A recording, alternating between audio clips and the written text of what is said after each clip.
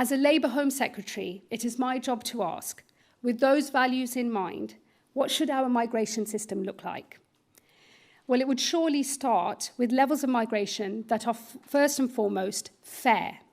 Fair to those living in this country today, particularly the working class communities whose plight has always energised this party above all others.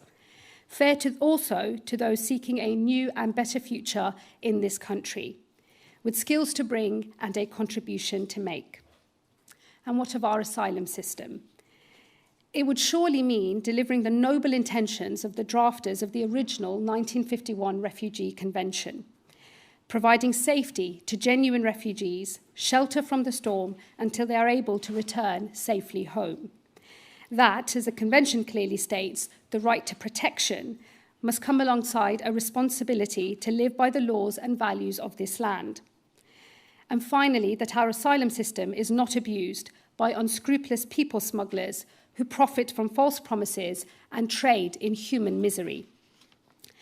Take all that together, and you find that Labour values apply to our migration sit at neither extreme. They are no invitation to the fairy tale of open borders, as Zack Polanski's revolutionary Green Party demands, and neither are they the nightmare of Nigel Farage, pulling up the drawbridge and shutting out the world, narrowing our proud patriotism into a crude ethno-nationalism. Between those two extremes, there is ample space for a migration system that is fair, but where it needs to be, firm. There can be both compassion and control in a system that rewards contribution and those who play by the rules. Against that bar, how does migration and asylum in this country fare today? Are we living up to those values? The answer, quite clearly, is no. We are not even close. On legal migration, Zack Polanski provides the rhetoric, but it was the Tories who provided the living experiment of open borders.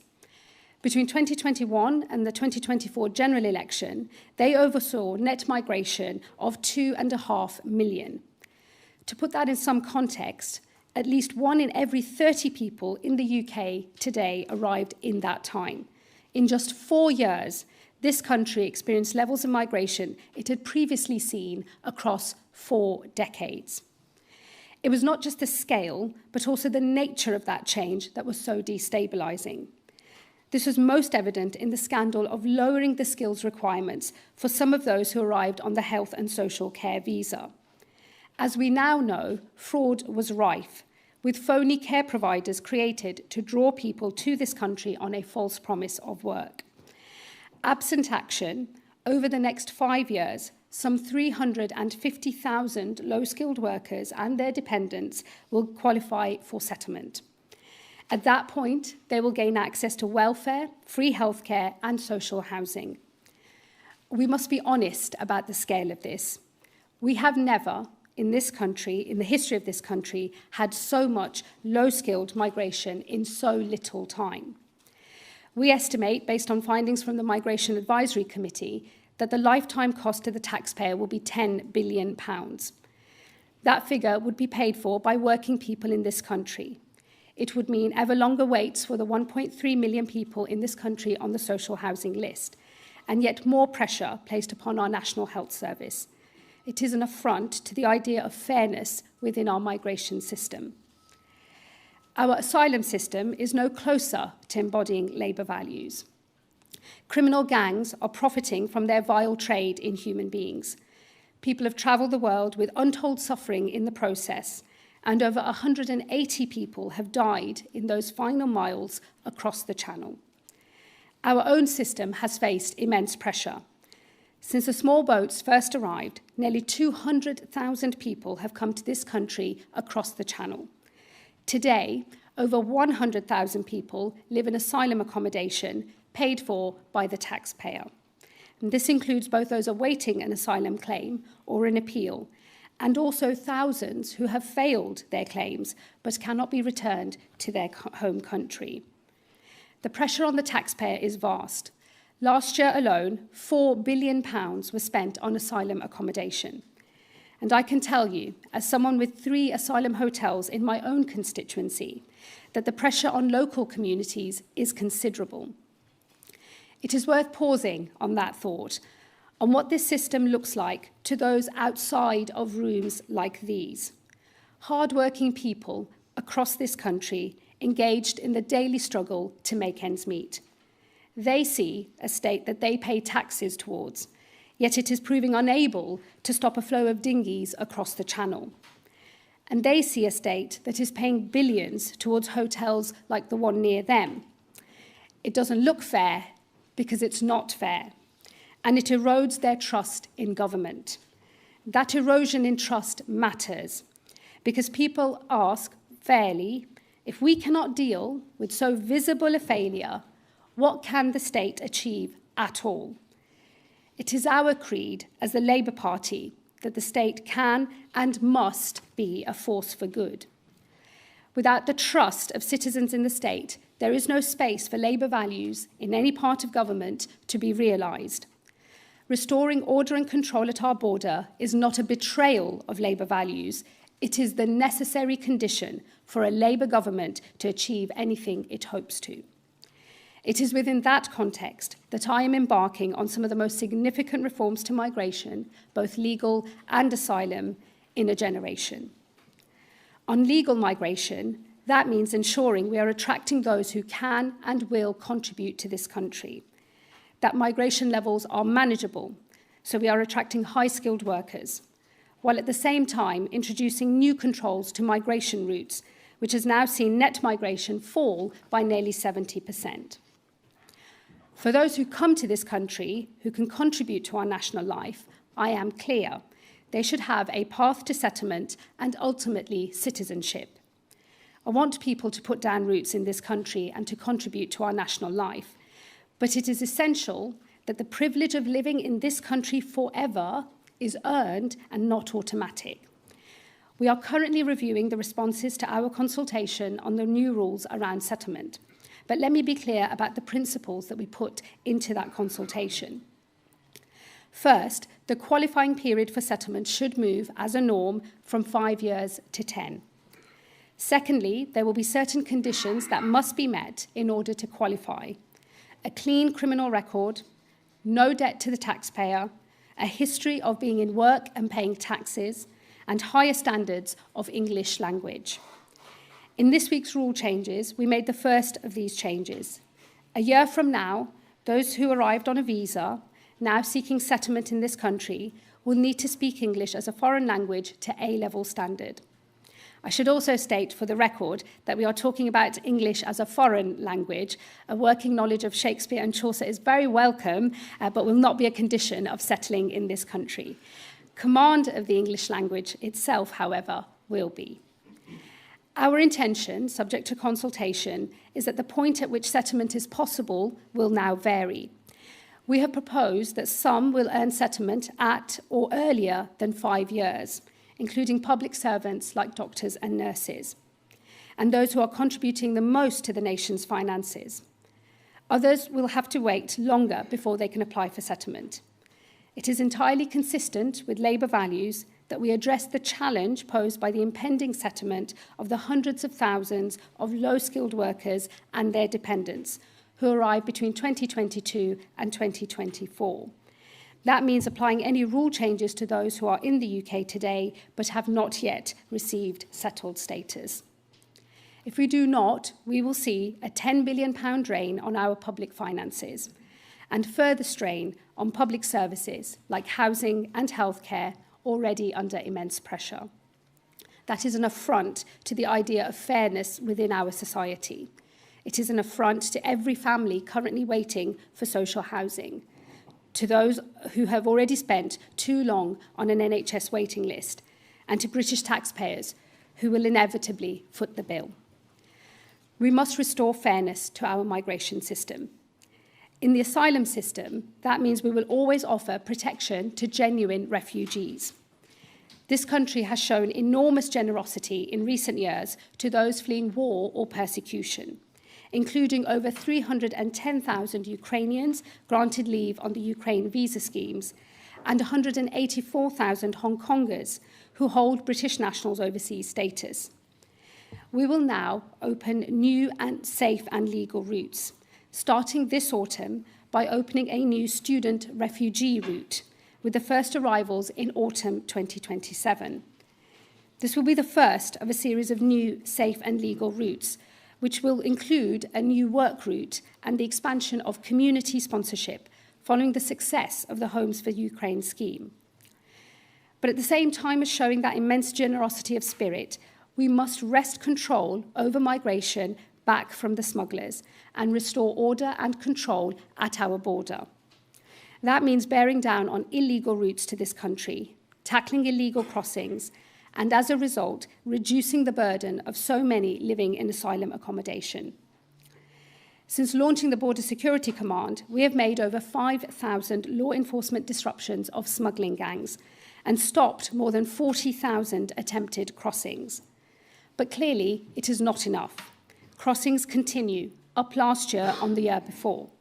And while asylum claims have fallen across Europe, they have been rising here in Britain. We must remove the incentives that are fueling the human trafficking trade and have left us with 100,000 people now living at huge expense to taxpayers. Today, seeking refugee status in Britain is more attractive than in other countries in Europe. A 5-year initial period of leave leads almost automatically to settled status. This means refugee status is, in effect, permanent from day one.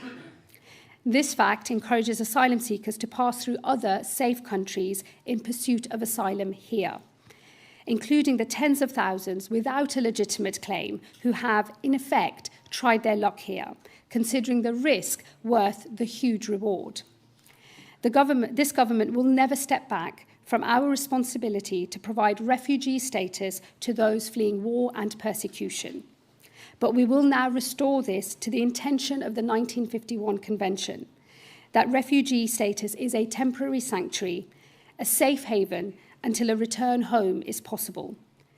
Because refugee status shall, and I quote from the Convention, cease to apply to any person who can no longer, because the circumstances in connection with which he has been recognised as a refugee have ceased to exist, continue to refuse to avail himself of the protection of his nationality. That starts with a change to migration rules, which comes into effect this month. This will see a reduction in initial leave to remain for refugees from 5 years to 2.5 years. At that point, a refugee's need for protection will be reviewed. If they still require it, their status will be renewed. If they do not, and their home country is safe, they will return home. This brings us into line with countries like Denmark, where I visited last week.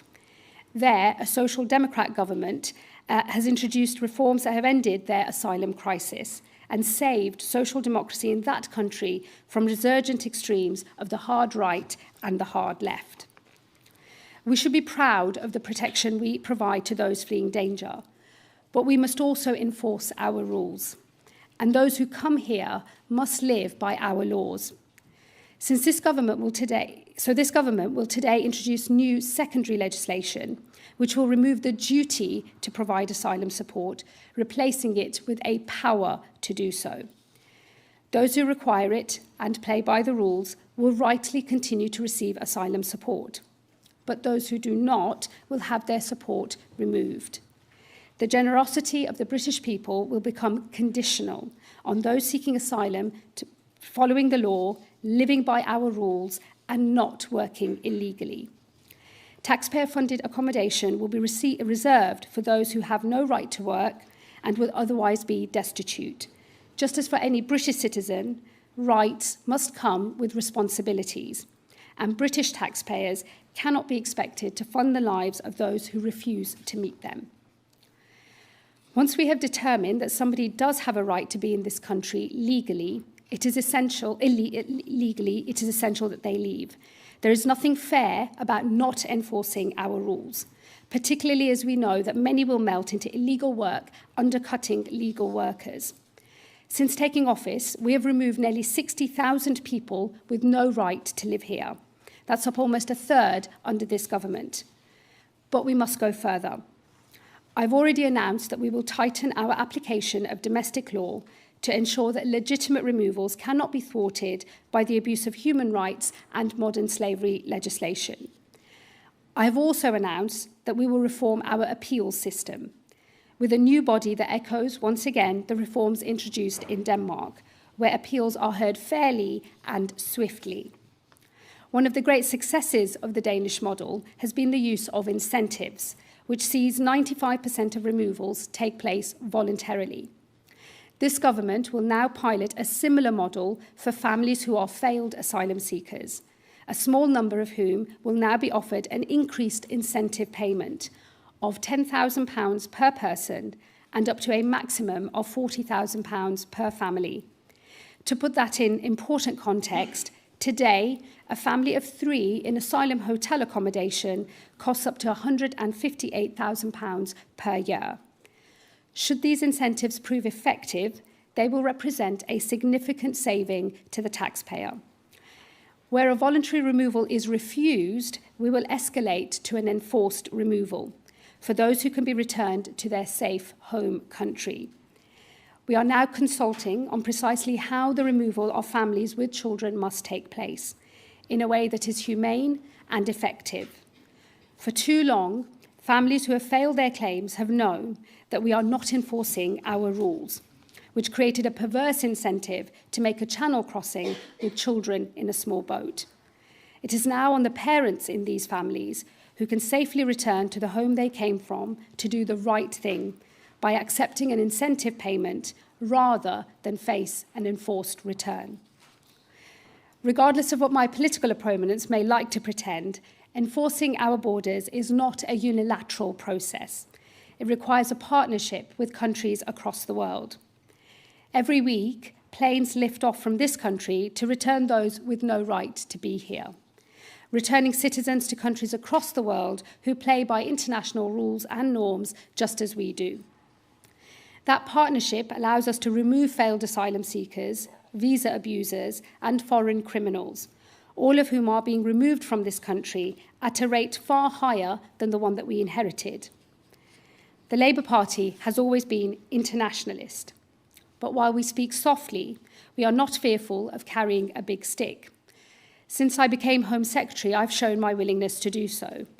I threatened visa sanctions on 3 countries who are refusing to take their citizens back, all of whom, I'm happy to say, are now playing by the international rules. Today, I can announce that I'm suspending certain visa routes for a further 4 countries: Afghanistan, Cameroon, Myanmar, and Sudan, where abuse has been unacceptably high. I will also impose visit visas on Nicaragua and St. Lucia, as their visa-free entry has created a backdoor into this country. I introduce all of these measures in an attempt to bring our systems of legal migration and asylum into line with this party's values, upholding our international responsibilities while securing our own borders, fair but firm, compassionate but controlled, rights earned through responsibilities fulfilled, integration expected and encouraged, and contribution to our national life a necessity, not an option. We can and we must restore order and control at our borders. There is nothing inconsistent with Labour values in doing so.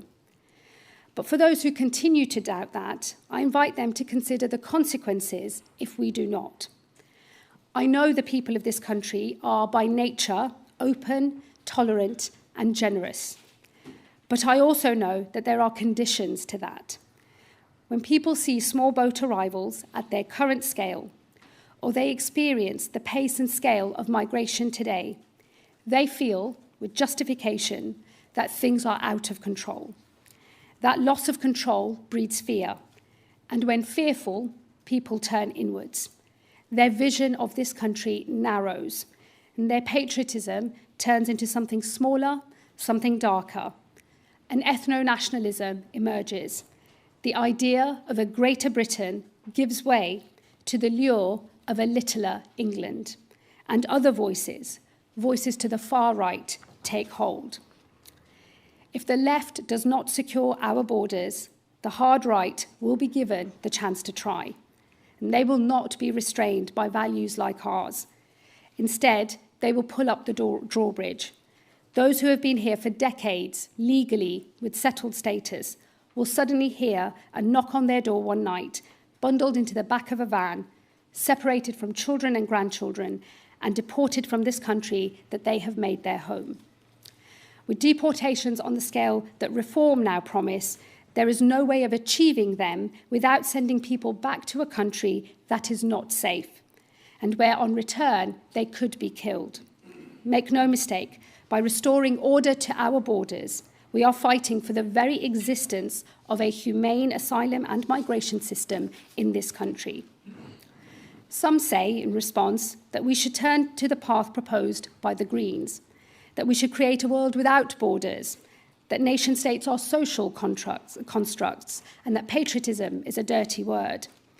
To some, these might seem like harmless student politics, but the danger and the possible damage is real. A party leader who seeks the highest office in the land should not be on the beaches of France helping migrants onto small boats, encouraging them to make a perilous crossing. And what he did personally, his policies would do many times over, creating further incentives to come to this country illegally and increasing the already vast burden placed on taxpayers in this country. Farage calls for border control without fulfilling our humanitarian and international duties. Polanski calls for the most expensive and expansive migration policies anywhere in the world, without any attempt to control the border. Nightmare on the one hand, fairy tale on the other. That leads me back to where I began, with those words of advice I have received. More Labour. Because more Labour doesn't mean open borders, and more Labour doesn't mean closed borders either. More Labour means a migration system that welcomes those who come here and contribute to our national life. But it means an end to uncontrolled migration that places immense pressure on strained public finances, when it is working people in this country who pick up the bill. More Labour means offering safety and sanctuary to those fleeing war and persecution.